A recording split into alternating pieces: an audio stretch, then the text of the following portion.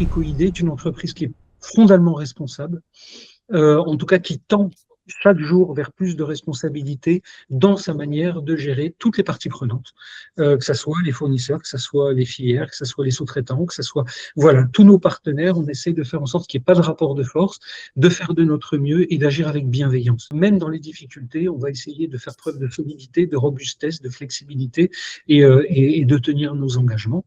C'est vrai qu'Ecoidé, nous, on est quand même plus précisément sur des filières internationales, sur des produits de toute façon qui ne poussent pas en France, donc ça va aussi très bien. Et vraiment, je prône la solidarité paysanne Nord-Sud, qui fait que justement un paysan indien, un paysan français, finalement, ont le même droit de vivre dignement d'une juste rémunération des fruits de son travail. Et effectivement, donc nos engagements filières et la sélection de nos filières reposent autant que faire se peut, parce qu'on a aussi une partie de notre catalogue qui est en bio, mais surtout le bio, pour nous, ce sont des partenariats de long terme. Je crois que vraiment, on peut décrire plein de choses, de relations historiques qu'on a avec nos fournisseurs, mais en commerce équitable, pour moi, le choix sera toujours privilégié. C'est-à-dire que si on peut faire un produit en commerce équitable, on le fera. S'il n'existe pas en commerce équitable ou que c'est hors de portée pour des raisons techniques, on ne le fera pas. Mais le choix du commerce équitable est un choix qui est prépondérant à la construction de filières. Ensuite, bien évidemment, il va y avoir nos engagements à nous aussi, parce que le commerce équitable est très engageant en termes de soutien financier, en termes d'avance de trésorerie, etc. Donc, ça, pour nous, ce n'est pas qu'une une légitimation comment dire, la légitimité d'une démarche, c'est que ça nous engage sur le terrain très fortement. Donc, c'est vraiment Ouais, dans l'opérationnel, donc, et pas que dans le spéculatif. Exactement. Et c'est pour ça que moi, je passe mon temps à dire qu'il ne faut pas opposer les choses les unes aux autres.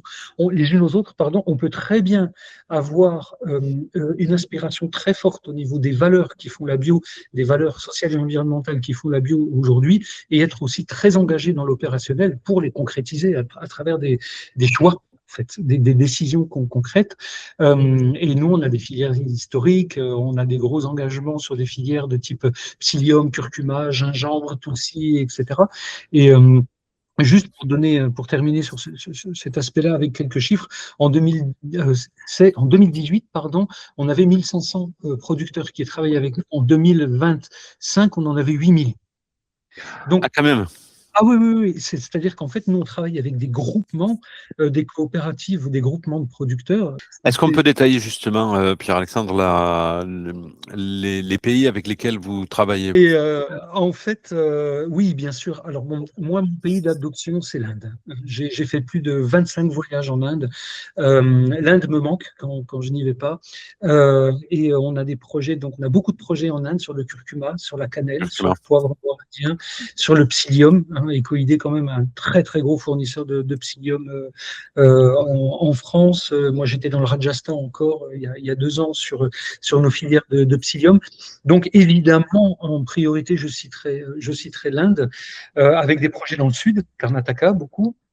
On a des projets dans le nord-est avec l'Uttar Pradesh et aussi dans le Rajasthan.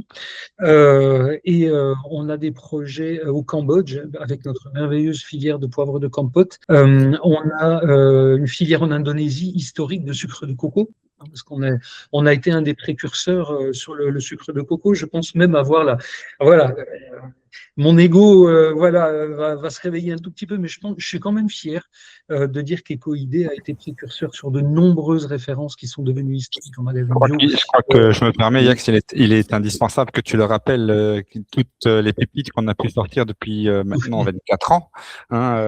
Et c'est important parce qu'on est un intervenant important et source de pépites, et je crois que c'est bien de les rappeler parce que tout le monde va connaître les produits, les références que tu vas citer là, maintenant. Oui, bien sûr. Alors, nous, on a été un vrai précurseur sur le sel de l'Himalaya avec notre première gamme historique de lumière de sel.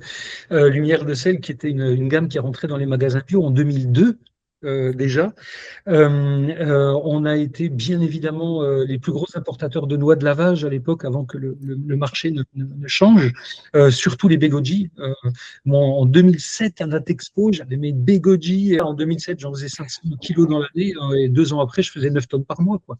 La Belgogie, du coup, qui arrive de Du Qinghai, les plateaux tibétains entre la Chine Tibet, hein. entre D'accord. la Chine et le Tibet. Dans la foulée de l'essor des superfruits, on était sur les mulberries, on était sur le millet brun sauvage, on était sur le souchet Le qui est... sushi, oui. Ah ouais, ça c'est le produit écoïdé par excellence, c'est le souchet. On a oublié un peu le Yacon, j'allais dire. Le sirop diacone, maintenant on en parle plus. Sirop diacone qui vient d'où, du coup? Du Pérou. Diacone, c'est Pérou. Et le Ouais. sushi? Le souchet, on a 2 filières, une au Burkina Faso et l'autre au Niger. Ça reste quand même une PME, mais moi, j'ai jamais eu des gros moyens, j'ai jamais eu d'agence de presse ou d'agence de développement de produits, etc. Tout sort de notre chaudron magique à nous, quoi. C'est que ça soit les visuels, que ça soit les textes, que ça soit les catalogues, que ça soit les marques, tout est fait en interne. Ouais, je peux dire qu'Ecoidé reste une entreprise complètement artisanale, qui n'a jamais eu les moyens, j'allais dire, de rentrer dans la cour des grands avec les millions qui vont avec, mais on a tenu bon parce que je pense qu'on est créatif. Il y avait un compositeur dans ma vie d'avant, qui avait dit un jour une phrase que j'ai jamais oubliée, qui dit: la créativité engendre sa propre technique. Et je pense qu'effectivement, on peut créer ses propres codes. Il y avait un grand explorateur, ça y est, je pars dans les citations, mais je trouve que ça définit Coidé, qui disait: il y a 3 manières de faire: la bonne, la mauvaise et la mienne. Voilà. Donc, il préparait ses équipes comme ça. Ben voilà, Ecoidé, c'est un peu ça. À propos des équipes, combien de collaborateurs aujourd'hui chez Ecoidé? On est 25. D'accord. 25 répartis dans plusieurs pôles. Donc, on a le pôle conditionnement, sachant qu'on s'est équipé depuis 2022 aussi d'une machine de conditionnement d'OAPAC. À côté de cela, notre modèle dépend beaucoup aussi de la sous-traitance en atelier de travailleurs handicapés avec de nombreux ESAT de la région Nord-Alsace. Donc, je pense qu'on doit à peu près couvrir 300 travailleurs handicapés. Ce qui veut dire que les emballages, enfin, le conditionnement de ce que vous vendez passe par une ESAT, c'est ça? Oui, absolument, en grande partie. Nous, le conditionnement semi-automatique qu'on a en interne, c'est pour les grosses séries. Je prends l'exemple du Psyllium. Le Psyllium, on en fait 120 tonnes par an. Il faut que ça passe par une machine. Là, c'est plus gérable. Par contre, on a au catalogue quand même près de 200 références. Je me permets juste de reprendre le relais pour parler un peu chiffres. Sur les 180 références actives, Pierre-Alexandre parle de 180-200 parce qu'on compte le vrac un petit peu là-dedans. On a 32% à peu près, enfin 32,6 pour être très précis, qui sont labellisés biopartenaires. Donc on a 50 et 60 références qui sont labellisées biopartenaires, et plus après le commerce équitable dont on a cité tout à l'heure. Donc c'est quand même très important, c'est une phase importante chez nous et une part importante de notre assortiment. Alors, biopartenaire, pour moi, c'est un grand coup de cœur. Moi, je suis dans le conseil d'administration de biopartenaire depuis 2014, figurez-vous. Donc, c'est-à-dire, au final, ce sont des clients qui vont rentrer dans un magasin, qui vont chercher des produits. Ces clients-là sont légitimement aussi en attente de comprendre ce qu'ils achètent, de mieux comprendre, voire même d'apprendre, parce que pour comprendre, il faut apprendre aussi. Et je pense que les outils qu'on propose avec Biopartenaire permettent de créer le lien avec le client. Et si ce n'est créer un lien avec un client qui a déjà une approche déclarée, permet de susciter peut-être même un apprentissage ou de mieux comprendre à quelqu'un qui serait complètement novice, de mieux comprendre comment le commerce équitable fonctionne. Bien sûr, oui. Très bien. On va rester dans les engagements. Vous avez l'engagement aussi avec Microsol pour la compensation carbone, je vois. Et en fait, l'idée pour nous, c'est de pouvoir mener une action de compensation carbone sur une partie de nos importations. L'idée, en proposant des fours à foyer fermés, c'est qu'on a moins de dégagement de dioxyde de carbone, d'un côté, et on consomme moins de bois de l'autre. Donc, que ça soit dans les deux, l'impact, il est à 2 niveaux, et ça se calcule. très bien et ça se compense très bien.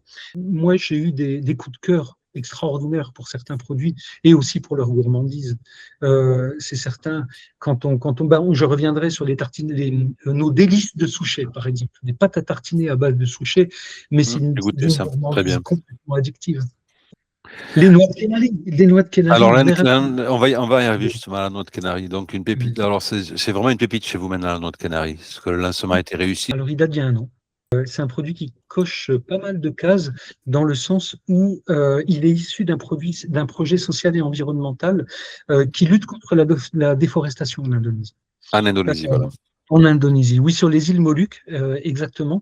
Et donc, c'est un produit. En fait, l'arbre de Kenari, au départ, il est utilisé pour faire des meubles. Donc, on va couper les arbres et on va faire des meubles avec. Et donc, le projet sur place, c'est de dire aux populations locales, bon, arrêtez de couper les arbres, préserver la biodiversité, mais par contre, on va valoriser une ressource naturelle renouvelable. Donc, on a un double impact qui a un impact environnemental et qui a un impact économique. Mais la noix de Canary en elle-même, elle est délicieuse. Nutritivement Caroline. aussi, c'est très intéressant. C'est vrai que souvent, enfin, les magasins ne savent pas trop où le mettre, c'est apéro et tout, mais c'est pareil, c'est nouveau un aliment santé. Je me permets. Et puis, c'est au niveau nutritif, hein, c'est plutôt quelque chose à avoir dans son sac. Et quand on a une petite fringale, on prend des noix de Canary et c'est très bon. Moi, j'ai goûté la Canary cacao cannelle. Ah oui. Alors ça, et c'est le top 20, si je ne me trompe pas. C'est celle qui sent le mieux aujourd'hui. Oui. Absolument, absolument. Ouais. Et d'ailleurs, trophée d'or chez Épicure, c'est la noix de Canary qui a gagné. Oui, bien sûr. On a eu les épicures d'or, catégorie snacking sucré sur la noix de Canary. Donc là, les épicures d'or, c'est très intéressant parce que là, on va avoir un retour d'un jury de professionnels des épiceries fines, donc qui est mais vraiment profondément orienté vers la qualité organoleptique d'un produit. Là, c'est vraiment le goût au-dessus de tout. Et avoir une consécration telle que les épicures d'or, ça indique à quel point le produit est intéressant d'un point de vue saveur, d'un point de vue texture aussi, parce que c'est très riche en acides gras. Il y a un côté gras, crémeux, beurré et fondant. Et on a aussi à Natexpo eu le trophée d'or Natexpo l'année dernière au mois de décembre. Sur ces mêmes noix de Canary et sur cette même recette, c'est-à-dire cacao cannelle. Absolument. Ouais. D'accord. Donc là, oui, je pense qu'en quelques mois, on a eu une belle reconnaissance. Ouais. Christophe, juste en quelques mots aussi, est-ce qu'on peut décliner un peu la gamme Canary parce qu'il y a plusieurs saveurs? Il y a effectivement il y a 4 différentes sortes avec la gamme nature, donc non salée, une gamme nature salée, le cacao cannelle dont on vient de parler, et la dernière qui est la caramel. Voilà. Caramel épicé, ouais. Caramel épicé, donc qui est très bonne également. Donc on se retrouve avec 4 belles références. C'est vrai que celle qui sort un peu du lot maintenant au terme de vente, c'est vrai qu'avec comme elle a été plébiscitée, elle est tout en haut, mais les autres ont vraiment beaucoup de qualité gustative également. C'est très différent. On va de l'épice au salé ou non salé.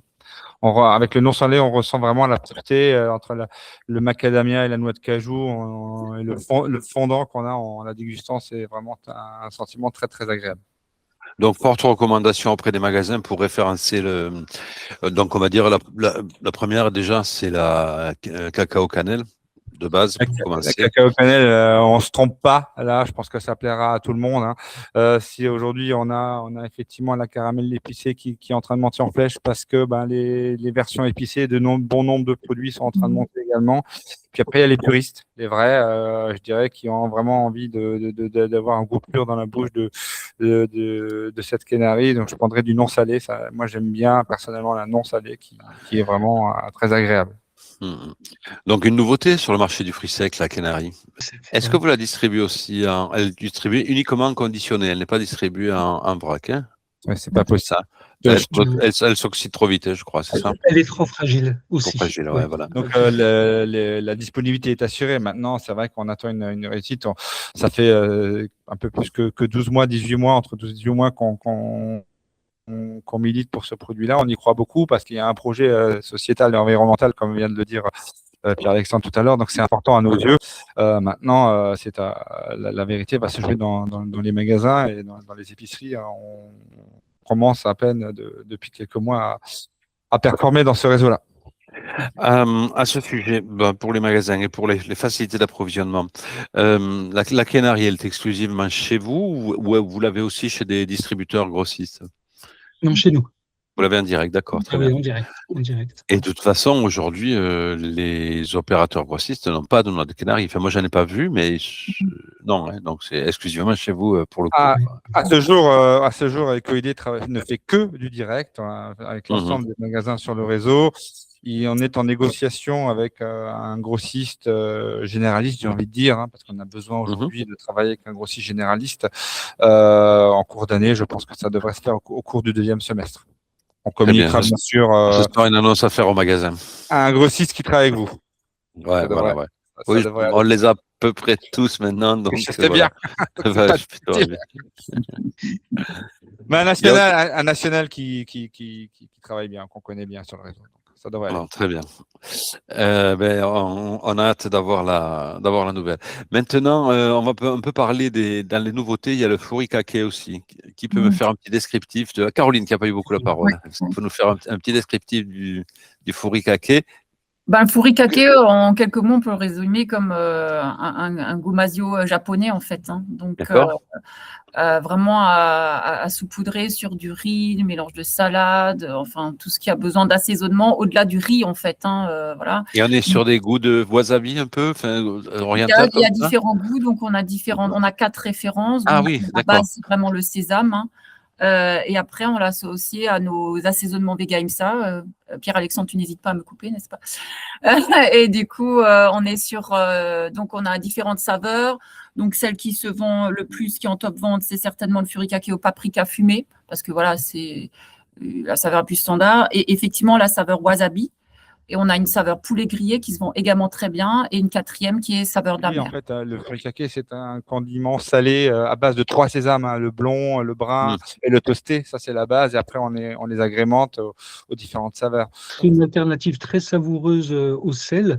Et pour moi, c'est aussi l'occasion de rappeler que les rayons de produits du monde, de cuisine du monde, sont quand même des rayons qui sont très dynamiques. Les cuisines du monde, justement, Cuisine du monde, voilà.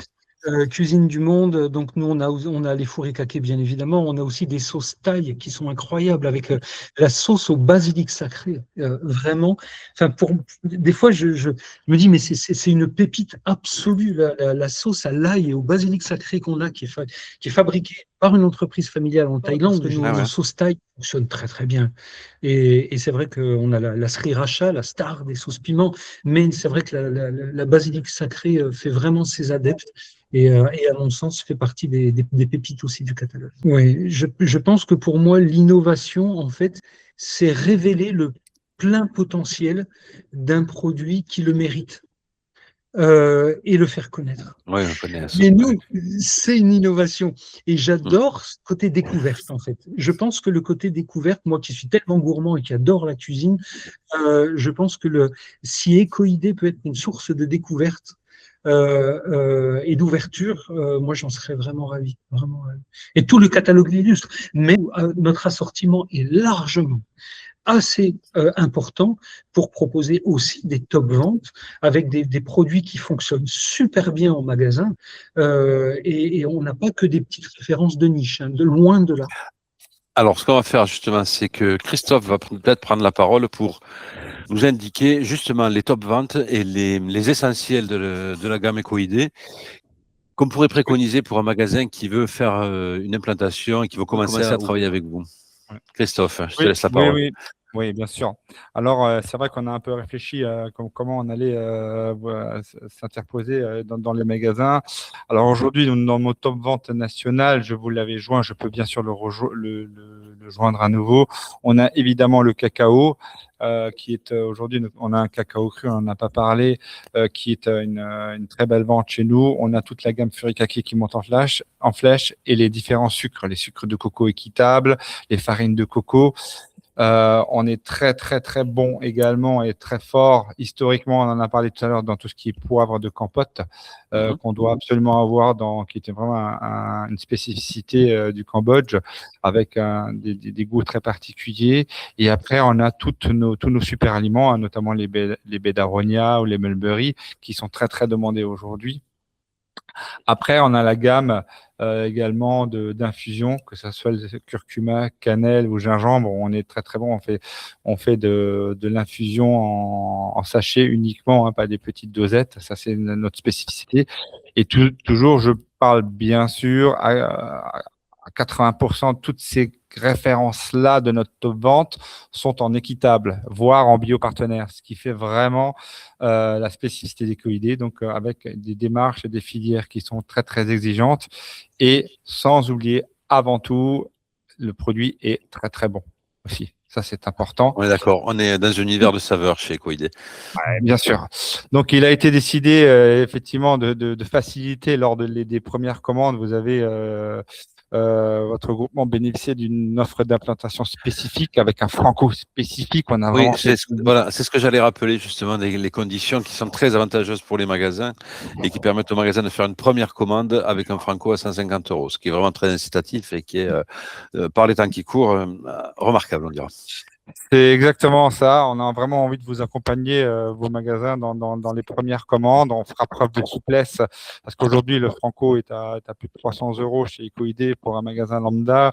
Vous bénéficiez, vous, aujourd'hui, d'un franco à 150 € lors de la première commande. Première commande et ensuite on passe à 290 €. Voilà, mais on pourra également discuter de ces choses-là avec les différents magasins pour effectivement vous accompagner main dans la main parce qu'on a vraiment envie de maintenir, comme vous avez pu le comprendre, cette notion de partenariat et de collaboration. Ouais, remarquable. Merci pour ces précisions qui sont utiles, très utiles aux magasins. Si on a le temps encore de faire une minute. Bien sûr, Christophe. Sur un focus qu'on a oublié, enfin pas oublié, on n'a peut-être pas le temps, mais on n'a pas parlé véritablement des délices de sushi qui, pour moi, sont la véritable bombe. Ça, c'est tout récent, ça c'est vraiment tout récent, ça fait même pas 2 mois qu'on les a sortis. Je pense que Pierre-Alexandre peut nous en parler en long, en large, en travers. Nous, on a goûté. C'est quelque chose qui souffre d'aucune concurrence sur le marché, ou quasiment, enfin très très peu. Et on offre vraiment une autre expérience gustative. Oui, donc ça, c'est vraiment l'historique, l'histoire des coïdés avec le souchet. On l'avait évoqué auparavant parce que ce tubercule qui est le fruit d'un papyrus et qui a ce goût d'amande sucrée est remarquable en pâtisserie ou même accru dans des porridge, dans des petits déjeuners, hein, vraiment. Et on a lancé donc récemment ce qu'on appelle nous les délices de souchet, parce que j'avais vraiment envie de le distinguer. J'avais envie de dire aux clients, mais c'est vraiment un délice. Vous allez voir. Et donc, ce sont des pâtes à tartiner sans sucre. Donc, on a 3 références. On a le délice de souchet nature, le délice de souchet cacahuète et le délice de souchet sésame. Et pour nous, c'était offrir d'abord une expérience très savoureuse, mais se positionner fortement sur une alimentation qui n'a pas de sucre ajouté et qui apporte une très forte gourmandise. Parce que, voilà, enfin, je peux parler que pour moi, je ne veux pas faire de généralité, mais moi, je dois faire la chasse au sucre parce que j'ai une dent sucrée, comme on dit, et quand je peux exagérer de quelque chose qui n'en contient pas, j'en suis très content. Et en fait, le délice de souchet, la pâte à tartiner de souchet, c'est vraiment quelque chose d'extrêmement savoureux, de très, très bon. Et lorsqu'elle est mélangée soit avec de la pâte de cacahuète, soit avec de la purée de sésame, va renforcer les arômes et non pas les dénaturer. Par exemple, quand vous goûtez une pâte à tartiner souchet cacahuète, vous avez des arômes de cacahuète qui sont plus puissants que dans le beurre de cacahuète. On va vraiment pousser la saveur et là, on se fait vraiment plaisir. Et ce que je disais tout à l'heure au début de cet entretien, c'est que là, j'étais à un salon hier où j'ai rencontré des clients qui ont joué le jeu du lancement des pâtes à tartiner. Et franchement, quand je vois des clients qui regardent les produits, qui font « Waouh, ça c'est trop bon, c'est génial, on a commandé et on recommande ». Et d'ailleurs, moi, c'est la première fois qu'on fait un lancement et qu'on repasse en production aussi vite. On a fait une première commande, c'est parti, on repasse commande. Et quand je vois les clients d'un seul coup avec les yeux qui s'allument devant le produit, là, je me dis « Ok, super, on tire bon ». La gamme correspond également à une demande du consommateur aujourd'hui parce que c'est une shortlist des ingrédients, hein. C'est ou du souchet, ou de la cacahuète, ou du sésame. Il n'y a pas de sucre, il n'y a pas de lait, il n'y a pas il y a rien, il y a vraiment une toute petite liste. Il y a 2 ingrédients au maximum par produit. On va peut-être faire intervenir Némé sur bon, Némé, c'est un monde plus bio, donc à Montpellier, je sais pas si vous l'aviez compris, mais vous le connaissez sans doute puisqu'il est déjà clair, pour qu'il nous dise justement comment vous ressentiez la gamme et quel était votre ressenti En fait, il vis-à-vis y de a un an, quand je montais cette gamme, franchement, les clients étaient adorés, en fait. C'est vraiment, c'est la qualité surtout, en fait, qui est important pour eux. Donc, On revient sur la qualité, très bien. toujours la qualité. Actuellement, les clients vraiment sont vraiment sur la qualité. Et ça, c'est important pour eux. On a des produits, le lait d'or. Alors là, le lait d'or, ça, on parlait d'Instagram juste avant. Le lait d'or, donc cette préparation ayurvédique à base de curcuma, gingembre et poivre, tout le monde en parle. Nous, on l'a sorti, on l'a mis au catalogue. En plus, en commerce équitable, c'est rentré dans le top. On a créé une petite gamme de plantes plus européennes avec l'ail des ours, par exemple, et l'ortie. Alors là, on s'est retrouvé à faire nos petits saupoudreurs de 50 grammes d'ail des ours, d'ortie et maintenant de moringa, donc pour compléter la gamme. Et ça fonctionne très très bien parce qu'il y a aussi le côté pratique. Les gens adorent l'ail des ours. Donc du coup, quand ils voient une poudre d'ail des ours toute faite dans un petit saupoudreur, ou de la poudre d'ortie qui est utilisée beaucoup en cuisine comme reminéralisant et autres, forcément, on touche notre public. Et c'est vrai que parmi notre assortiment, on a des produits qui sont vraiment des valeurs extrêmement sûres, où il n'y a pas d'échec possible, en fait, dans le référencement. Et c'est là où, justement, moi, j'ai envie de porter ce message-là en disant, on n'a pas que des produits obscurs que les gens connaissent pas. L'ail des ours, c'est connu, l'ortie, c'est connu, le gingembre, c'est connu, le curcuma, c'est connu, le psyllium, c'est connu, etc. Donc, on a plein de choses qui parlent directement à l'acte d'achat du consommateur, et le fait de pouvoir en parler au groupement des indépendants, c'est le fait de se dire finalement, comme nous, en amont, on choisit de travailler avec des fournisseurs qui s'engagent, eh bien, on trouverait super que vous vous engagiez, que vous travailliez avec des fournisseurs qui s'engagent. Et à ce moment-là, comme on dit, de l'amont jusqu'à l'aval, eh ben, on crée une collaboration qui fonctionne sur toute la chaîne de valeur. On a aussi abordé toutes les distinctions que vous avez eues, le trophée Épicure, les prix Natexpo, etc. Caroline, peut-être, si vous avez des choses à ajouter, je ne sais pas, sur des choses qu'on aurait oubliées. Il faut savoir qu'on a un lien, je ne sais pas si ça a été partagé, le lien Linktree, très intéressant. Vous avez vraiment toutes les informations concernant EcoID, l'accès vers le catalogue, vers le tarif, vers les promos, vers les nouveautés produits, les fiches produits. Enfin, tout est résumé ici. Donc, s'il y a des infos à trouver, c'est ici. Voilà. Est-ce qu'on a fait le tour à peu près des supports de communication disponibles pour nos magasins adhérents?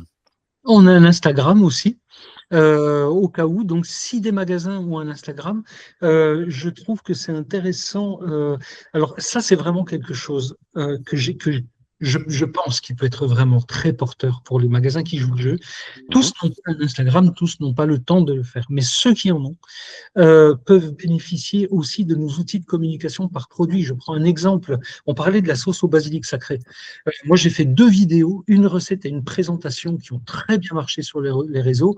Un magasin qui met la sauce au basilic sacré dans son rayon, il faut qu'il mette nos vidéos sur Instagram. Et à ce moment-là, il va tout de suite chercher le client qui va dire « Waouh, mais ce produit-là, j'ai envie de le découvrir ». Et ce lien entre la possibilité de communication d'un magasin et notre force de proposition, je pense qu'il faut le faire. Excusez-moi de vous couper, vous aurez tous les liens sur cette page Linktree. Vous avez les petits pictos qui vous dirigent vers Instagram et vers YouTube. Pour les contacts commerciaux, donc Christophe, oui. Pareil, on mettra votre contact. En tout cas, ravi d'avoir partagé ce moment avec vous. Pierre-Alexandre, le mot de la fin?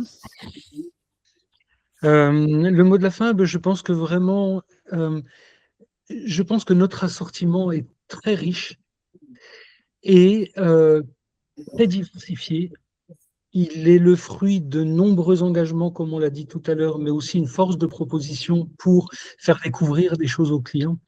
Et je pense qu'il mérite qu'on lui porte de l'attention. Donc, pour moi, le mot de la fin, c'est vraiment d'espérer qu'il y aura une attention vis-à-vis de notre offre et de notre démarche globale qui ouvrira la porte vers les découvertes réelles que nous proposons aujourd'hui. Merci beaucoup, merci à tous. Mais en tout cas, je trouve que c'est très enrichissant et c'est très bien. Et merci d'avoir tous participé. Merci. Et bien voilà, on va faire tourner cette petite vidéo auprès de nos adhérents. Merci à vous. Christophe, merci pour l'échange. Voilà, bon après-midi. Caroline, merci de votre présence. Ouais. Et Pierre-Alexandre, c'est ravi de vous découvrir. Merci à tous. Au revoir, Némé. Au revoir tout le monde. À très bientôt. Au revoir à tous. Au revoir.